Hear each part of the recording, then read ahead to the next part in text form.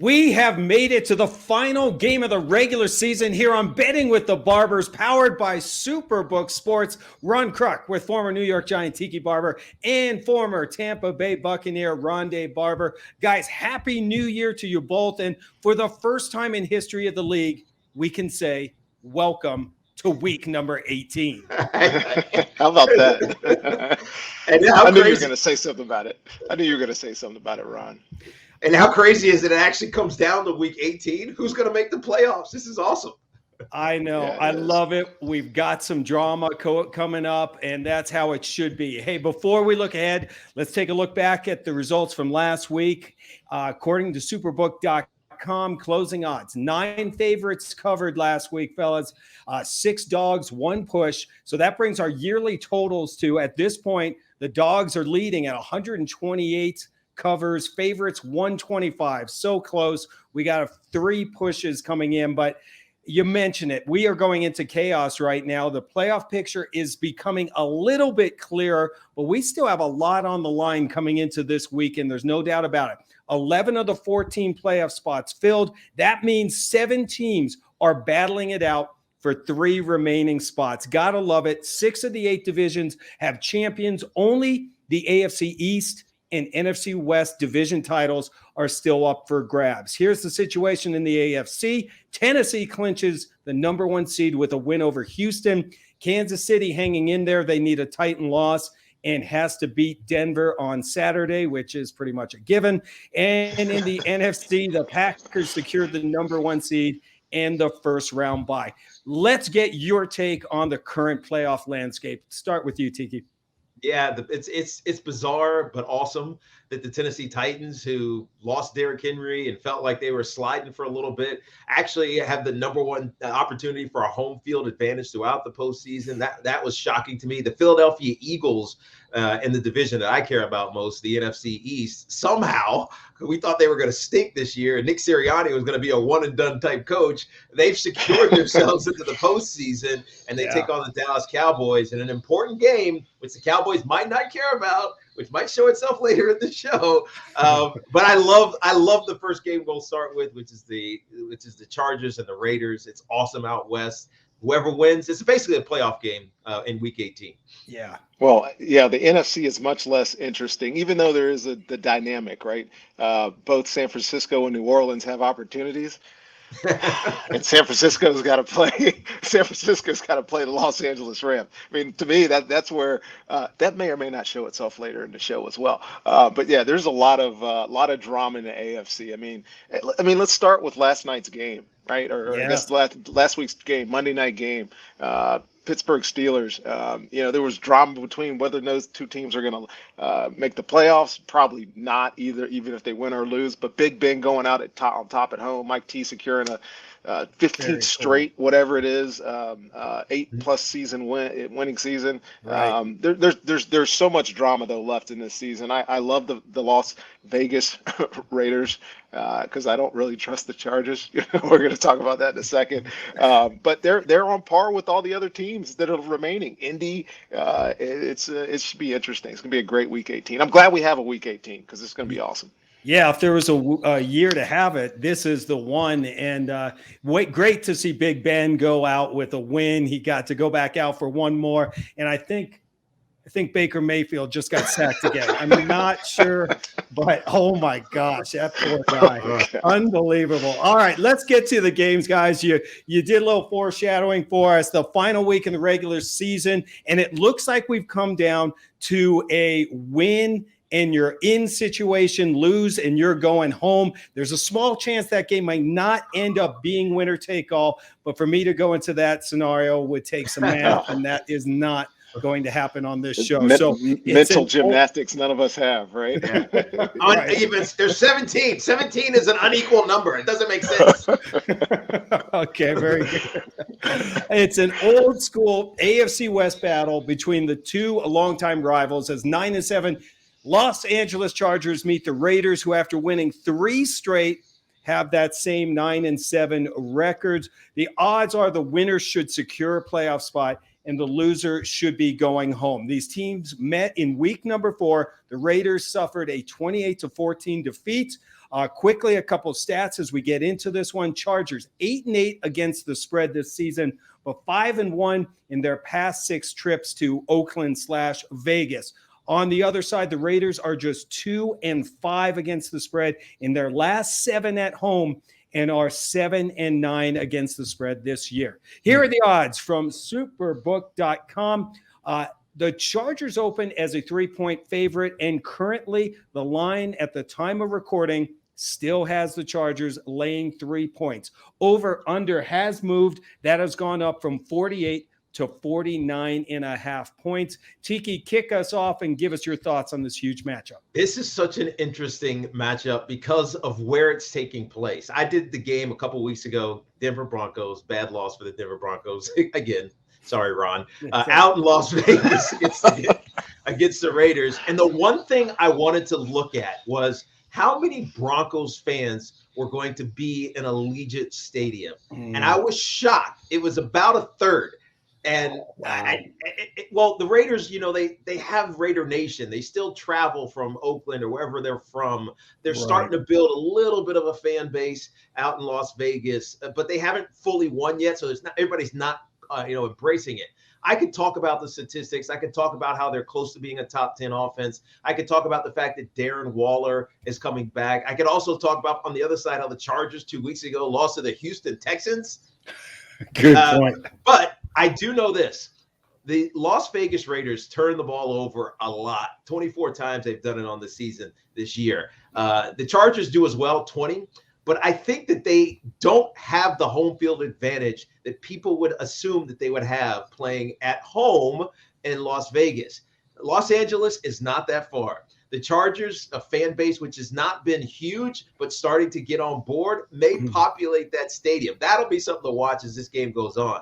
I think overall, the Chargers are a better team. They have better weapons. They're more explosive. If Austin Eckler can get going again, this team is very unstoppable. I like the Chargers on the road, even though they're laying 3 points. Give me the Chargers -3.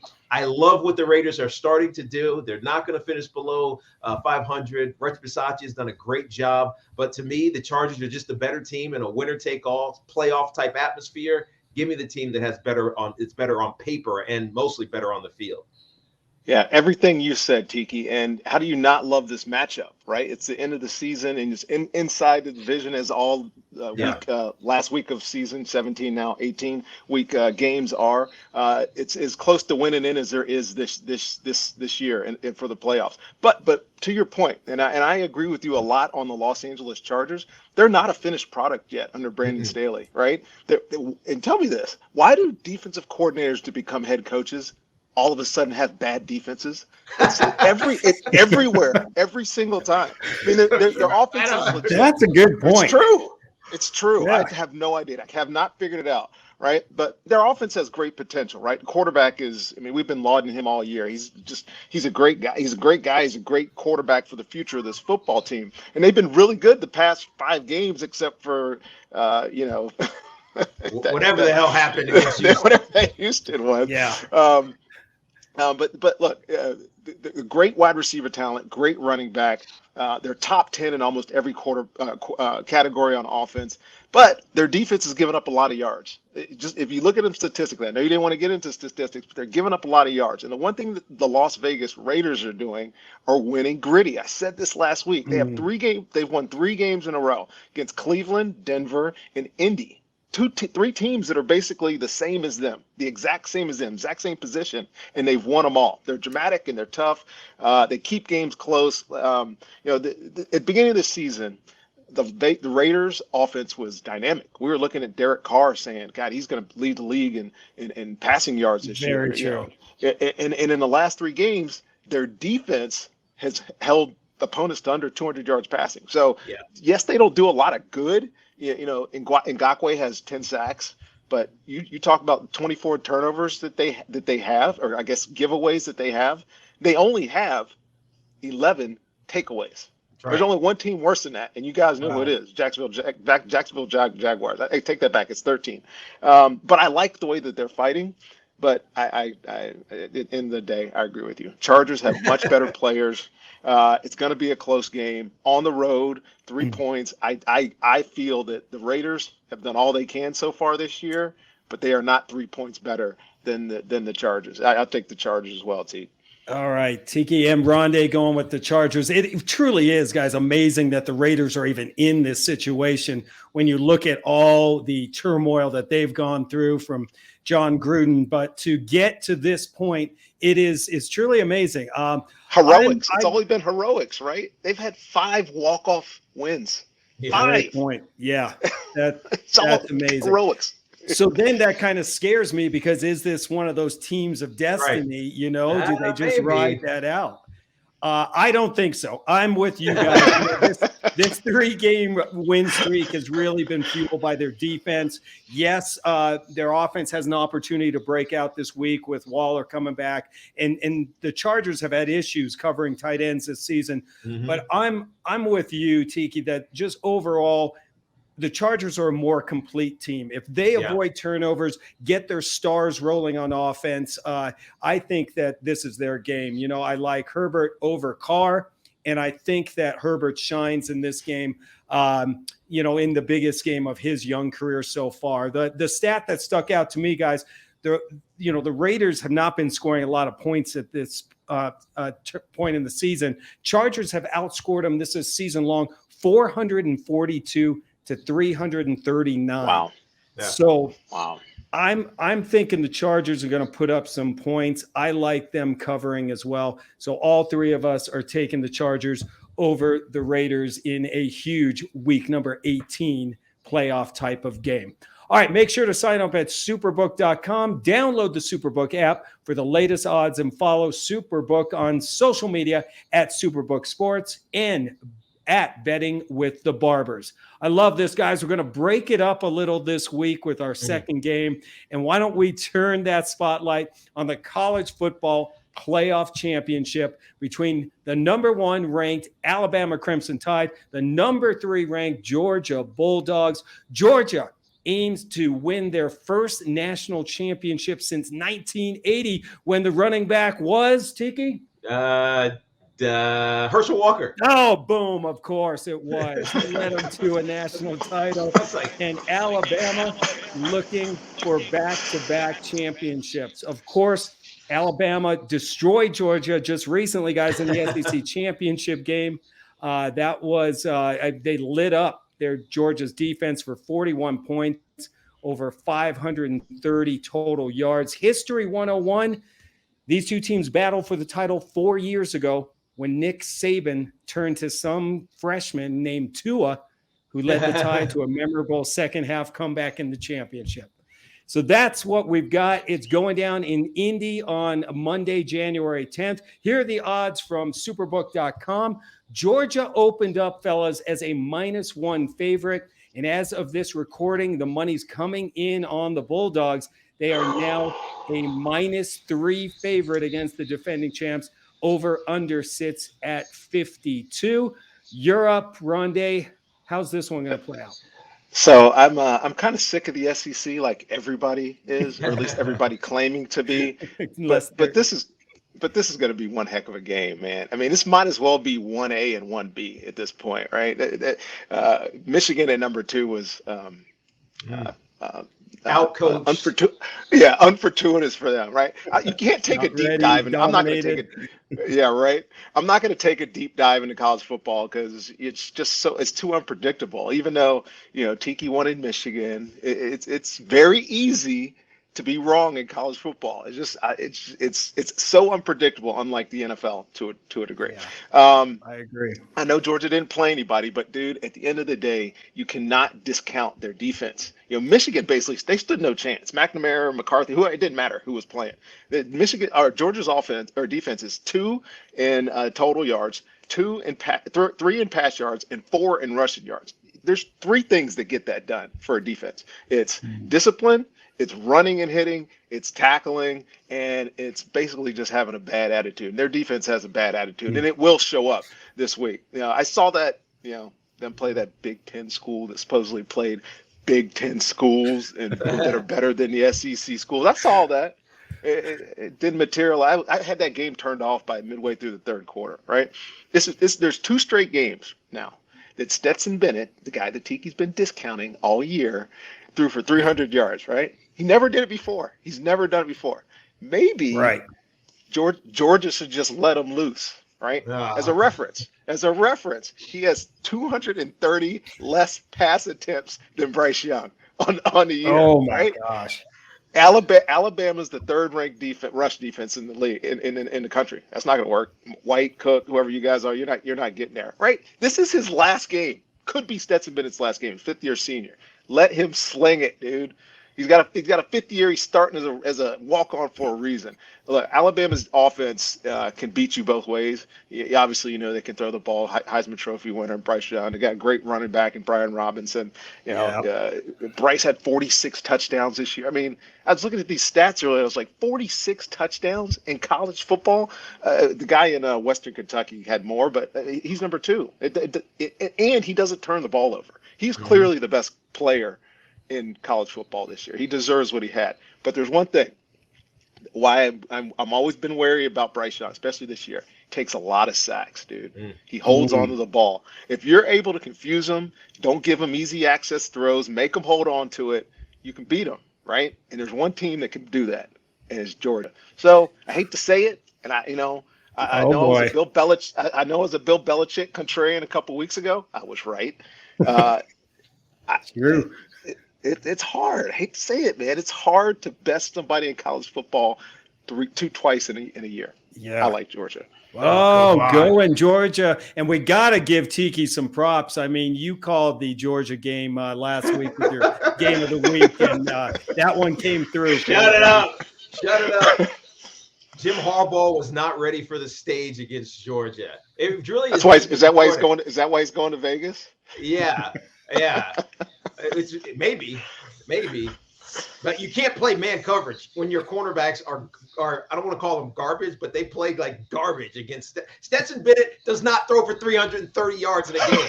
By the way, I turned the game off at halftime. I would rather have watched the Book of Boba Fett, which I did watch instead of watching the second half of that. Fantastic. It's great. Wasn't it? Oh, man. We'll have another show on that. All right. The Orange Bowl was not worth it. Michigan was outcoached. They were outplayed, out everything.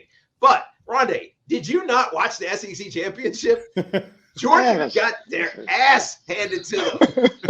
Like, it didn't matter. Brian Robinson was going off. Jamison Williams, a transfer from Ohio State, he was going off. Bryce Young, who is supposedly going to be pressured by this crazy defensive front of Georgia, was standing like there doing his laundry, picking his teeth after eating sushi. Right? Georgia couldn't get home on them because they were so diverse in their play calling. I have to give a ton of credit to Bill O'Brien. I don't really love him, but he's done a great job with this offense in Alabama. And I know it's a cliche, and it hasn't worked all the time. I'm not betting against Saban, and I'm especially not betting against Saban when he's playing a former assistant in Kirby Smart. Nick Saban has this Jedi mind trick, man. Whatever. You will not beat me. You cannot beat me. I don't care what you say. I know Jimbo Fisher did it, but he won a national championship at Florida State, and so he has a little extra pass to beat me. But nobody who coached for me is beating me. I love what Georgia has attempted to do. I really do. But this is going to be a repeat of the SEC championship. Give me Alabama. They're getting 3 points. They beat their ass 4 weeks ago, and they're getting 3 points. Give me Alabama. I'm fading the public big time. Yeah. Yes, you are. I'm a little shocked at this line too. -1 and now up to 3 people jumping on this. I feel like I'm experiencing deja vu back to 2018 when these two met for the national championship. I mean, it was on paper, Georgia looked like to have the slightly better team, but Alabama had the better quarterback. And it seems like that is the same situation here. I mean, Bennett has had a great season. You got to give it to him. Looking for that Hollywood ending. But I mean, Bryce Young is a better player, in my opinion, at the most important position on the field. And as you mentioned, the value of getting a Saban-coached Alabama team as an underdog, for me, tough to pass up on. Kirby Smart, he just hasn't figured out how to beat his old employers 0-4. Alabama won 7 straight against Georgia. Do you want to take your pick back, Rondé, or should I keep going? Absolutely not.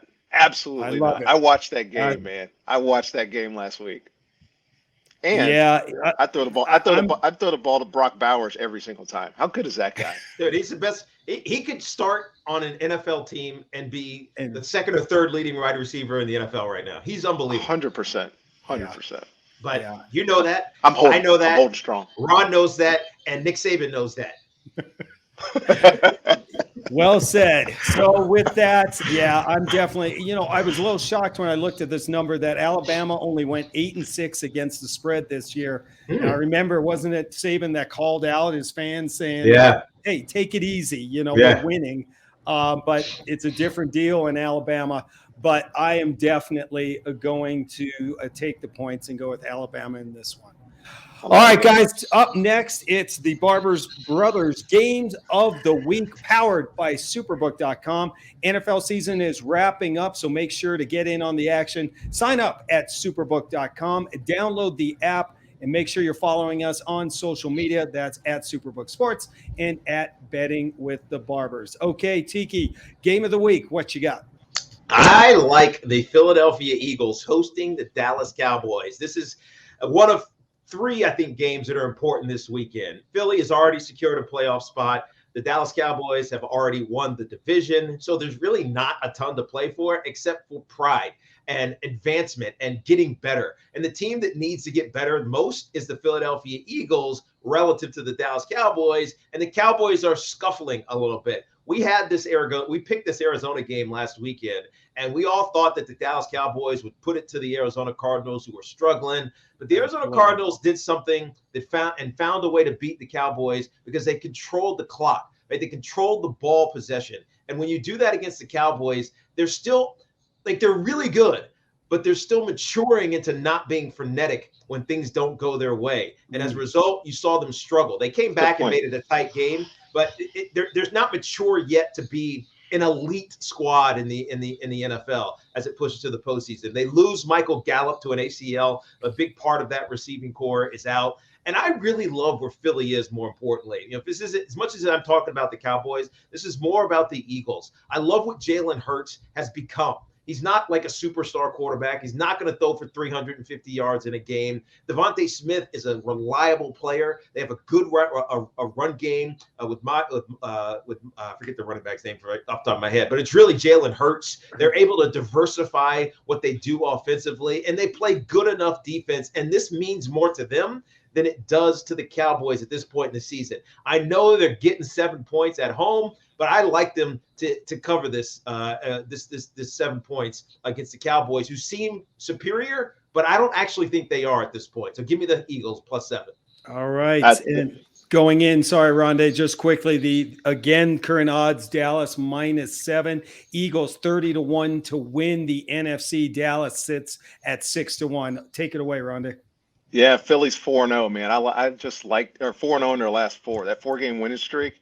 Jalen Hurts, they're number 1 rushing team in the NFL. They're doing some things that in playoff times, when it gets like kind of grimy and nasty, they're doing what you need to do to be able to win certain types of games. They've come a long way because I was definitely off them. Speaking of being off them, I think way earlier in the year, we talked about a San Francisco at Philly game, and I was the only one to pick San Francisco because San Francisco was better at that point. I don't know what I would take now, to be honest with you. But my game of the week it's the other important game in the NFC, the San Francisco 49ers against the Los Angeles Rams. And this is an absolute must win for the Rams, for John Lynch teams, Kyle Shanahan teams. I love this matchup because of the coaches, right? They're good friends, right? They were on staff in Tampa at the same time when I was there. Sean McVay is just an excellent coach, and Kyle is a damn genius. So just the matchup between them, just the way that they're going to interact across the sideline is just absolutely intriguing to me. Now, last time they saw each other was in the middle of Los Angeles's 3-game losing streak. They were the middle game that they lost. At that point, quarterback was playing pretty well. Now, what's he going to do at quarterback? Do you want Trey Lance versus this Rams D, who, by the way, is number one in the NFL in sacks again? Or are you going to try to force Jimmy to heal his ailing thumb, Jimmy Garoppolo to heal his ailing thumb, and get back into this game? I don't know. I think Trey is the future. He looked pretty good at times in that game, but not right now. In a must-win, need-to-win game, you need to go with experience. And so whatever Jimmy needs to put in his thumb, whatever shot or medicine he puts in that thing to make it go, he got to go. Look, the Rams are not great on defense, but they do some really interesting, convoluted coverage concepts to make up for their lack of talent, aside from Jalen Ramsey. And you know who Jalen Ramsey is going to cover. It's not Deebo Samuel. He's going to cover George Kittle. Right, that's what Raheem Morris has done on defense. He has put himself in a position where Jalen Ramsey can take away your best player, and I can't wait for that matchup. Now, so who steps up? Is it Deebo? Is it Ayuk? I mean, Ayuk I love, man. He's so twitchy. He's got all this, this energy, but he can't turn it into consistency. I just don't know why.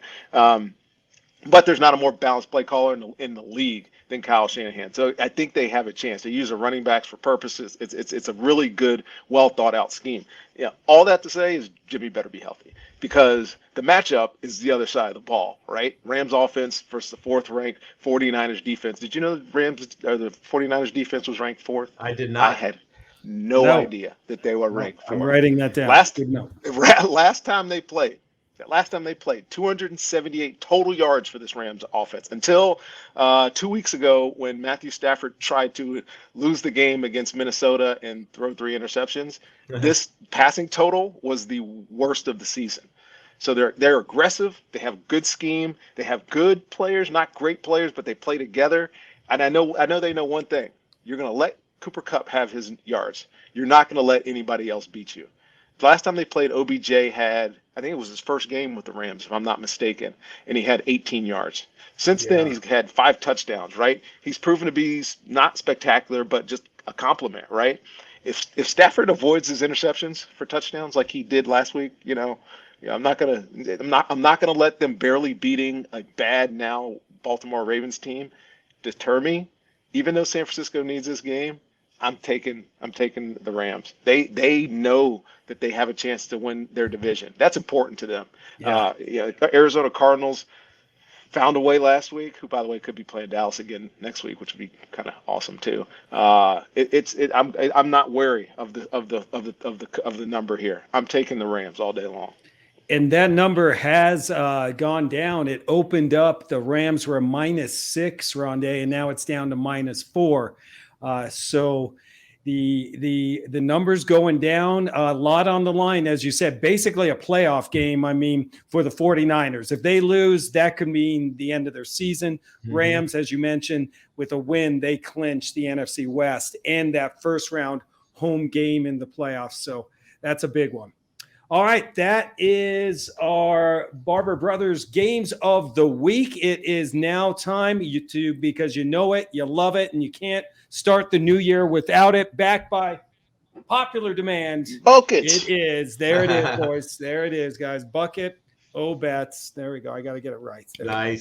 Nice. You know what we do with this? We pick 3 random bets from superbook.com, and we'll break down and give us your take on these bets, guys. Let's start off with bet number 1. And, well, there we go. We were just talking about great timing. I just picked the right one. Oh, yes. LA Rams 7-1 to win the Super Bowl. I don't love that. I know they're relative to the other potential contenders, it might be okay, but I don't love that because the Rams got to go through. First of all, they got to win this weekend, and then they got to win the conference, which is not going to be easy, especially with Aaron Rodgers playing the way that he is and Tom Brady still alive. The Dallas Cowboys, if they figure things out, the Eagles are so, no matter who they come up against, it's not going to be an easy game for them, and they're going to have that every step of the way.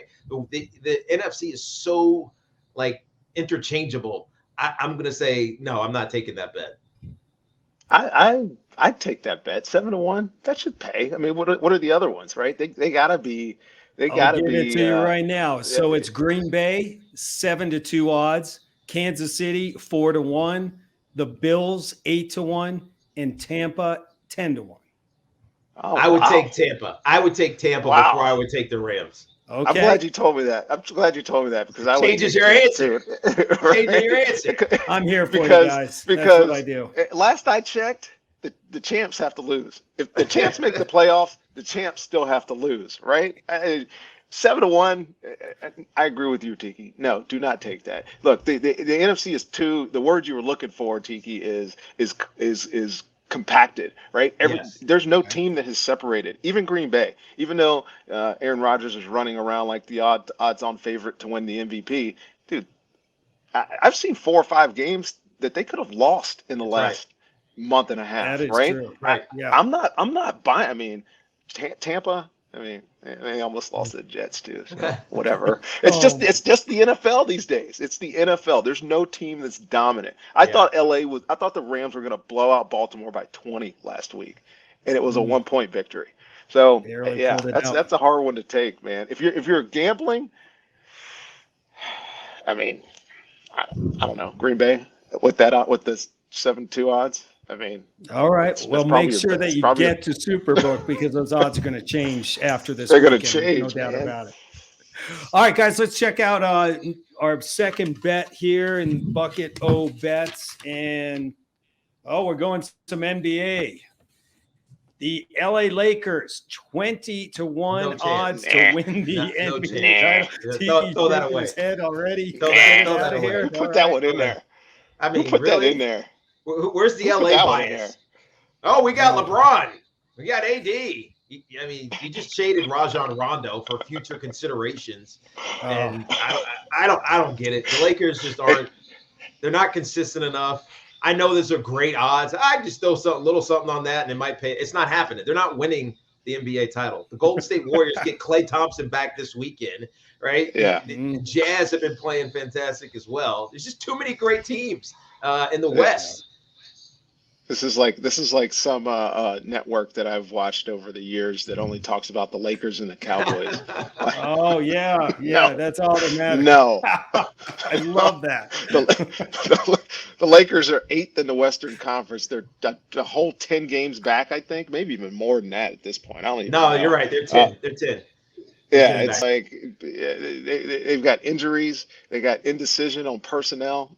No chance. Don't touch that. It's not even worth the 20-1. It's not worth it.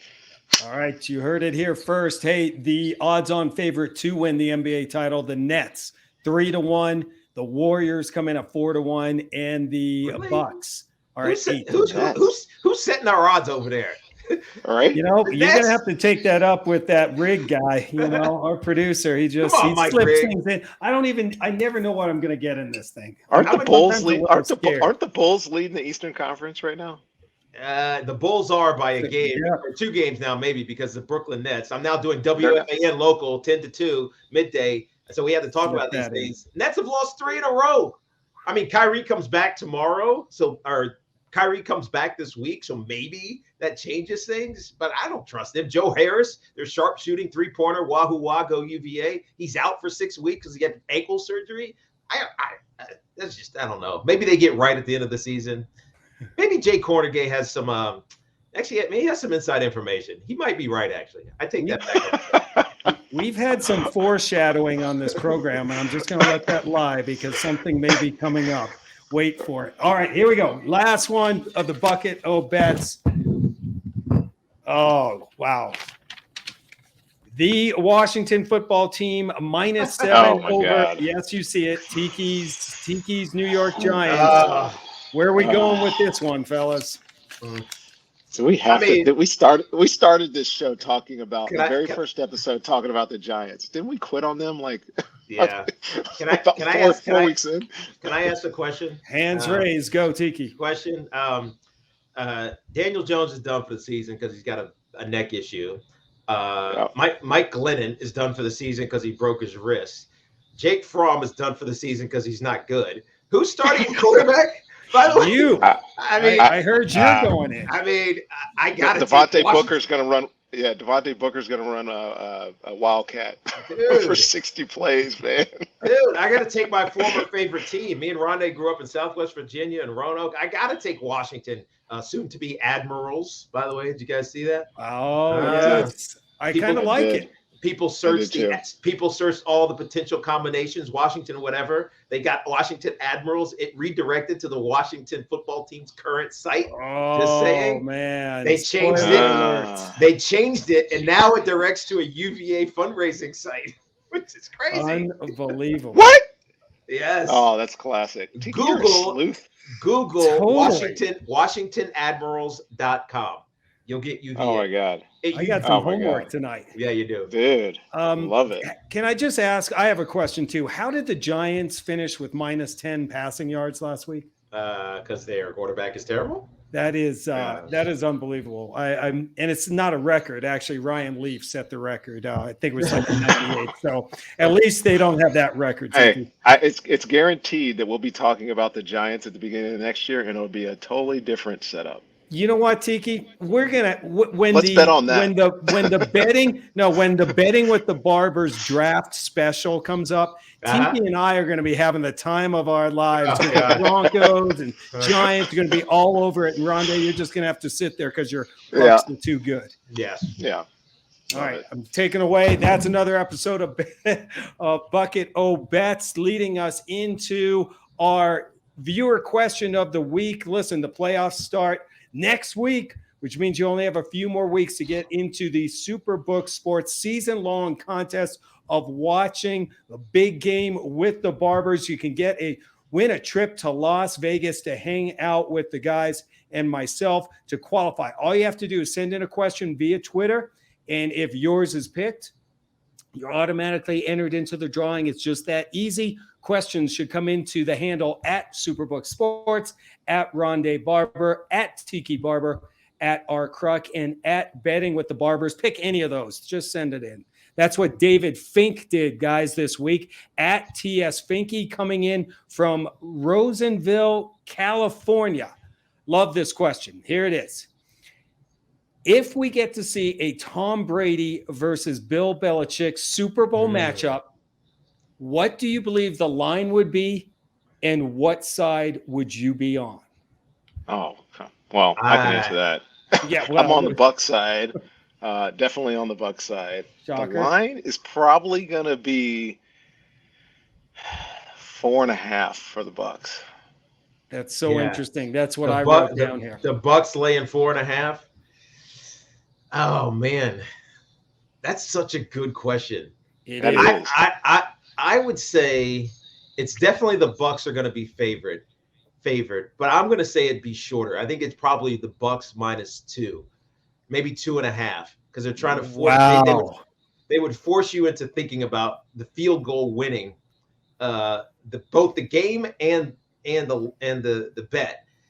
We know that Bill Belichick always plays Super Bowls tight to the vest. Very rarely are they blowing anybody out. And in fact, when who did they play? The Rams. When they played the Rams, they played that game intentionally to keep the total under 20. Like you could tell. It's like, we're going to win an ugly one, ugly, tight one.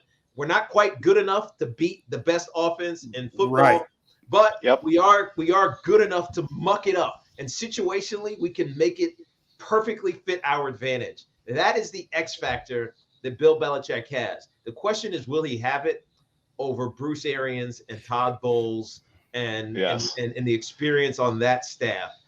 I would probably take Tampa. I'm going to take Tampa, but I'm going to say Bucs -2.5, and I would take Tampa to win on a field goal to give Bill Belichick his just desserts from his former quarterback.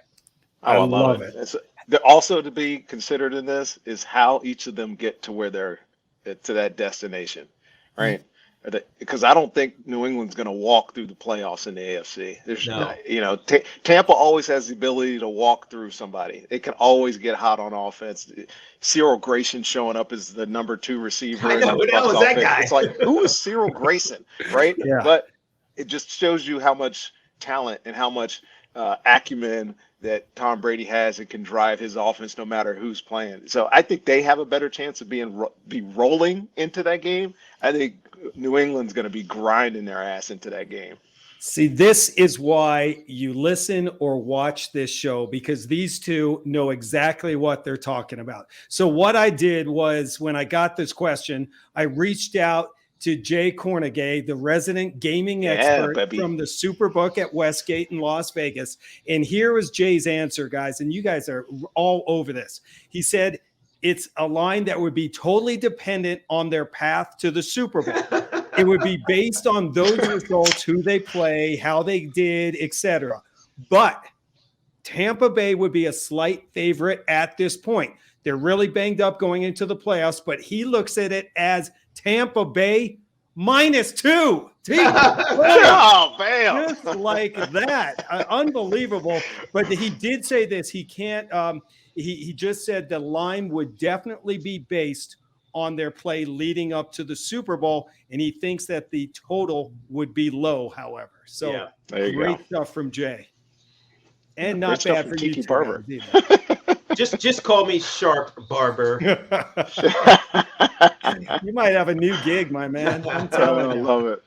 All right, guys. Well, before we enter into a historic week number 18 in the NFL, hey, we need to acknowledge that the NFL announced this week that our own Rondé Barber is officially among 12 finalists for the 2022 Modern Era Player Finalists to the NFL Hall of Fame. Congratulations, my man. Thank you, guys. Thank you. One of these days they're gonna get it right. Yeah. Cheers, guys. That's the emoji sign for respect, by the way. Nice. Oh yeah. Right back at you, dog. I'm in. My brother. I'm my in. brother and my other brother. From the same mother. Guys, hey, any final thoughts before we get into week 18? Hey, man, enjoy this last one of the regular season. It's the last time that a lot of you all will get to watch your team play, whether that's a good thing or a bad thing. It is what it is. And you're going to be cheering agnostically unless your team is in the postseason. So enjoy it. And Happy New Year to everyone, by the way. We are now in 2022, and we hope that things get a lot better going forward. You bet. Absolutely. Well, everybody's going to get Omicron eventually. Just everybody has it. But my parting shot. I have to go back to very beginning of this broadcast, beginning of the year. How about them Bengals, baby?